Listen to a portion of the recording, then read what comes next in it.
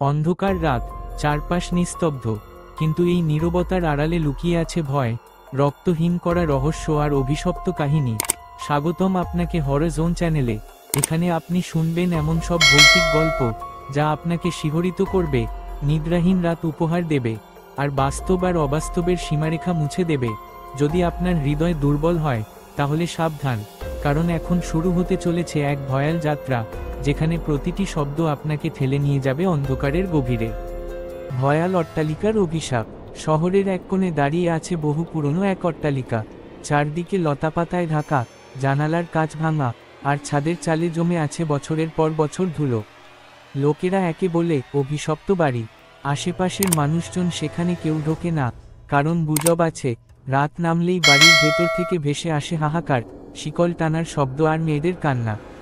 তবুও একদল কলেজ পড়ুয়া বন্ধু কৌতূহলবশত ঠিক করল তারা ওই বাড়ির রহস্য ভেদ করবে।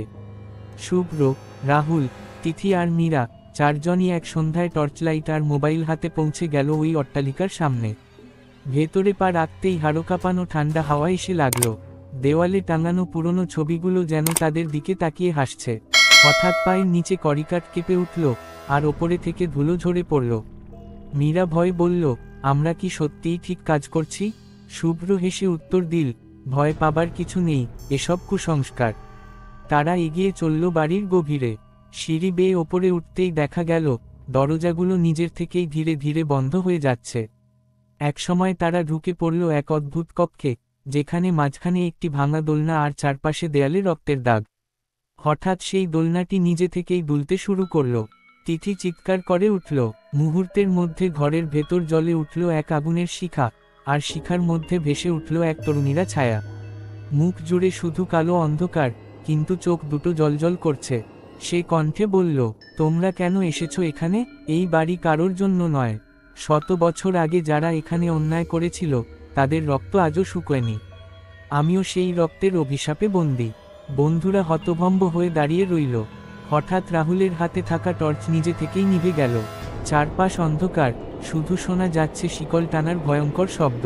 কারো যেন ভারী পায়ের শব্দ কাছে আসছে। মীরা কাঁদতে কাঁদতে দরজার দিকে দৌড় দিল, কিন্তু দরজা ইতিমধ্যেই বন্ধ। ভেতর থেকে তারা যতই ধাক্কা দিক, দরজা খুলল না। শুভ্র হঠাৎ লক্ষ্য করল দেয়ালে টাঙানো একটি পুরনো প্রতিকৃতির চোখ থেকে জল গড়িয়ে পড়ছে। ছবির নিচে লেখা, অপরাধীরা রেহাই পাবে না। ভয়ের চাপে চারজনেই একে অপরকে আঁকড়ে ধরল, কিন্তু ঠিক তখনই ঘরের সব আলো নিভে গেল। চারদিকে কেবল ঘন কালো অন্ধকার। তাদের শরীর জুড়ে ঠান্ডা বাতাস বইতে লাগল। হঠাৎ কর্কশ হাসির শব্দ ভেসে উঠল, তোমরা এসেছো আমার ফাঁদে, এখন তোমাদের আর ফেরার পথ নেই। পরক্ষণেই দোলনা থেমে গেল, ছায়াটি হাওয়ায় মিলিয়ে গেল। কিন্তু ছায়া মিলিয়ে গেলেও চারজন বন্ধু কেউ আর সেই রাতে বাড়ি থেকে বের হতে পারেনি। সকালে গ্রামবাসীরা এসে দেখল বাড়ির ভেতরে শুধু 4টা টর্চ পড়ে আছে। বন্ধুরা কেউ নেই, তবে দেয়ালে নতুন করে 4টি ছায়া ফুটে উঠেছে, যেন তারা চিরদিনের জন্য বন্দী হয়ে গেছে অভিশপ্ত অট্টালিকার অন্ধকারে। আপনি এখনই শুনলেন হরর জোনের ভৌতিক কাহিনী। যদি গল্পটি আপনার ভালো লেগে থাকে তবে লাইক, শেয়ার আর সাবস্ক্রাইব করতে ভুলবেন না, কারণ রাত নামলেই অন্ধকারে আবার ফিরে আসবে ভয়ের ছায়া।